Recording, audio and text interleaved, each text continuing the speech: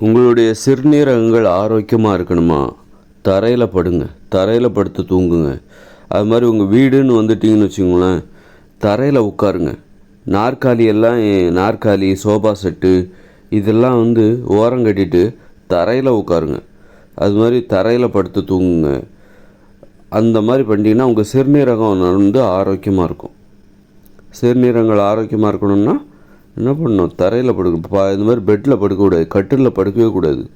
அது உயரமான ஒரு தரையிலேருந்து உயரமாக படுக்கிறதுனால அது ஒரு ஒரு ஆடம்பரமான ஒரு நடைமுறை தான். இப்போ தரையில் படுத்தா இப்போ கட்டிலில் படுத்தா தான் தூக்கம் வரும்னு என்ன இருக்கா? அப்படி ஒன்றும் கிடையாது. ஒரு 30 வருஷத்துக்கு முன்னாடி பார்த்திங்கன்னா பெரும்பாலான மக்கள் தரையில் தான் படுத்தாங்க. இன்றைக்கி வசதி வாய்ப்புகள் வந்துட்டு அப்படிங்கிற அப்புறம் தான் இப்போ எல்லோரும் கட்டிலில் படுத்துட்ருக்காங்க. இப்போவும் கூட பெரும்பாலும் அந்த நடுத்தர மக்கள் அல்லது ஏழை மக்கள் எல்லாருமே தரையில் தான் படுக்கிறாங்க. அதனால் தரையில் படுத்து தூங்குறது சிறுநீரகத்துக்கு நல்லது. நம்ம இந்த ஒரு நாற்காலியில் உட்காரும்போது காலை தொங்க விட்டுக்கிட்டு உட்காந்துட்ருக்கோம். ஒரு அலுவலகத்துக்கு போகிறோம், அங்கே ஆஃபீஸில் உட்காந்துக்கிட்டே வேலை பார்க்குறோம், அல்லது நடந்துக்கிட்டு வேலை பார்க்குறோம். இப்படி எனி டைம் நடந்துக்கிட்டே இருக்கிறோம். அப்புறம் எனி டைம் உட்காந்தே வேலை பார்க்குறோம், காலை தொங்க விட்டுக்கிட்டு. இப்படி இருக்கும்போது என்னென்னா சிறுநீரகத்தை ரொம்ப பாதிக்கும். அதனால் கால்கள்லாம் சிலருக்கு வீங்கிரும்.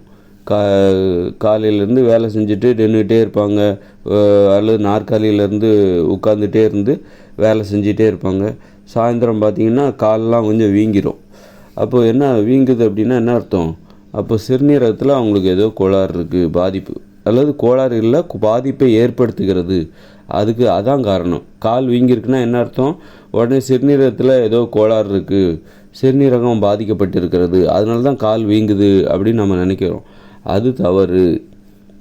நாம் காலையிலேருந்து நின்றுக்கிட்டே இருக்கிறோம், நடந்துக்கிட்டே இருக்கிறோம், தரையில் உட்கார்றதும் கிடையாது, தரையில் படுக்கிறதும் கிடையாது, நாற்காலியில் உட்காந்துக்கிட்டே வேலை பார்க்குறோம், காலை தொங்க போட்டுக்கிட்டே வேலை பார்க்குறோம், அல்லது நடந்துக்கிட்டே வேலை பார்க்குறோம்.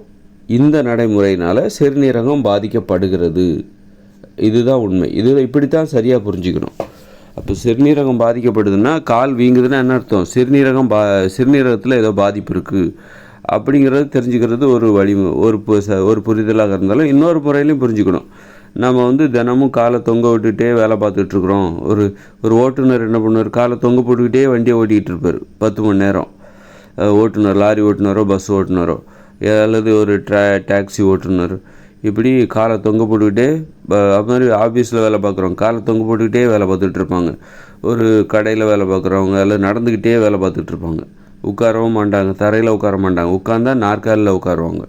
இப்படி காலை தொங்க போடுறதுனால சிறுநீரகம் பாதிக்கப்படும். அதனால் ஏற்பட்ட பாதிப்பு தான் கால் வீங்கி போடுறது.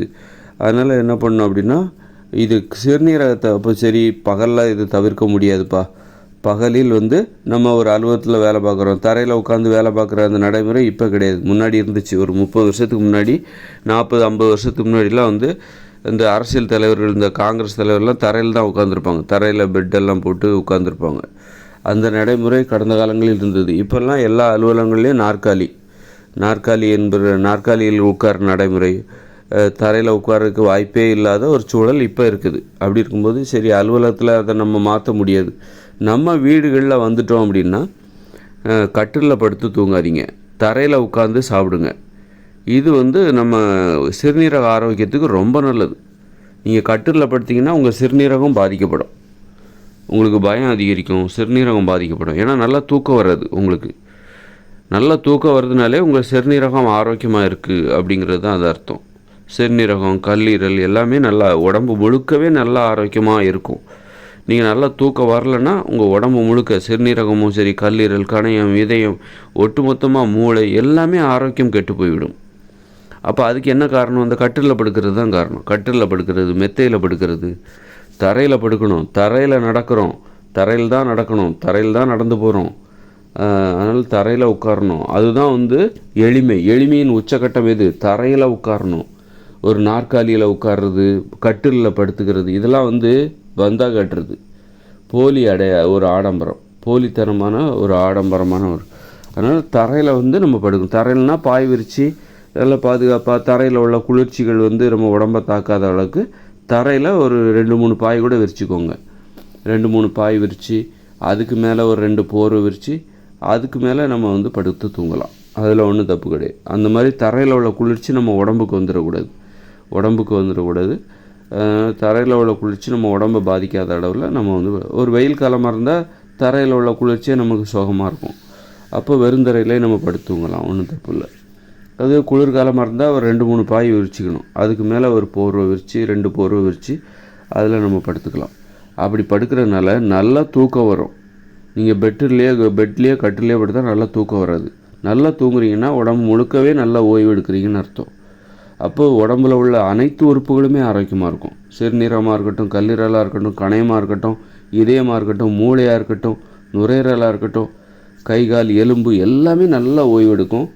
அதனால் எல்லா உறுப்புகளுமே ஆரோக்கியமாக இருக்கும். அப்போ எல்லா உறுப்புகளும் ஆரோக்கியமாக இருக்கணும்னா நீங்கள் தரையில் படுங்க, கட்டிலில் படுக்காதீங்க. கட்டிலில் படுத்தா நல்ல தூக்கம் வரவே வராது. அல்லது இப்போ உங்களுக்கு வருதுன்னு நீங்கள் சொன்னீங்கன்னா கூட எதிர்காலத்தில் உங்களுக்கு வராது. அதனால் தரையில் படுத்துனா தினம் ஆழ்ந்து அசந்து தூங்குகிற அந்த அற்புதமான அனுபவம் கிடைக்கும். அதனால் உங்கள் வீட்டில் வந்து கட்டில் என்பதே வச்சுக்காதீங்க. பாய் வேணால் வாங்கி வச்சுக்கோங்க. கட்டில்ங்கிறதே இருக்கக்கூடாது உங்கள் வீட்டில். அதான் கட்டிலில் படுக்கக்கூடாதுன்னு ஆயிடுச்சுல, அப்புறம் எதுக்கு உங்களுக்கு கட்டில்? அதனால் கட்டில்ங்கிறதே வச்சுக்காதீங்க.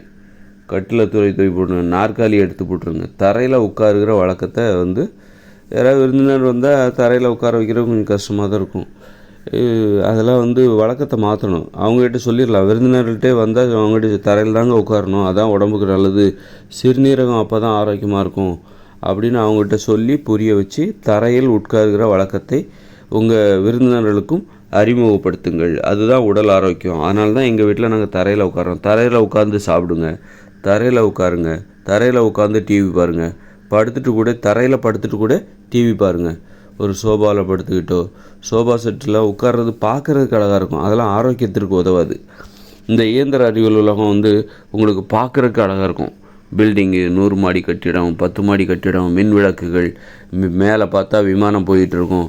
இப்படி இதெல்லாம் தொலைக்காட்சி, இதெல்லாம் பார்க்குறதுக்கு அழகாக இருக்கும். ஆனால் உடம்பு ஆரோக்கியத்திற்கு இது கொஞ்சம் கூட உதவாது. அதனால் வந்து பார்க்குறதுல வந்து ஆடம்பரம் இல்லாத ஒரு எளிமையான ஒரு வாழ்க்கை இருக்குல்ல, அது உடல் ஆரோக்கியத்திற்கு எது நமக்கு நல்லது செய்தோ, உடல் உள்ளுறுப்புகளுக்கு நல்லது செய்தோ அதுதான் அழகானது அப்படின்னு நம்ம பார்க்க ஆரம்பிக்கணும்.